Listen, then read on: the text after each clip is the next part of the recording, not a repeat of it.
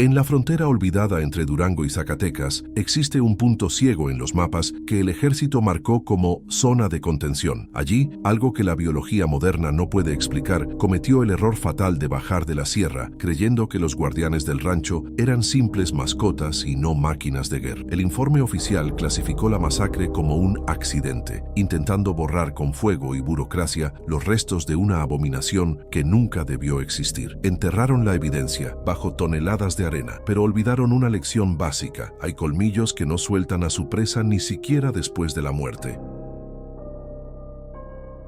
El viento que desciende por la sierra en los límites de Durango y Zacatecas no pide permiso. Entra rasgando la piel curtida y levantando nubes de un polvo viejo que sabe a minerales y olvido. En el rancho Los Colmillos, la soledad no es una circunstancia accidental, sino una estructura arquitectónica diseñada con meticulosidad paranoica para mantener al mundo a raya. Jacinto Méndez, con sus 68 años pesando en las rodillas, pero no en la mirada, observa el horizonte quebrarse bajo el insointo. Último sol de la tarde, un sol rojo y enfermo que se desangra sobre los cactáceas gigantes. Su silueta recortada contra el crepúsculo parece una extensión más del paisaje hostil, un monumento de carne y hueso erosionado por décadas de violencia institucional y desengaños humanos. No hay música, no hay radio encendida, solo el silbido constante del aire chocando contra el alambre de púas y la respiración pesada de quien espera algo que no tiene nombre. Antes de continuar, suscríbete y cuéntanos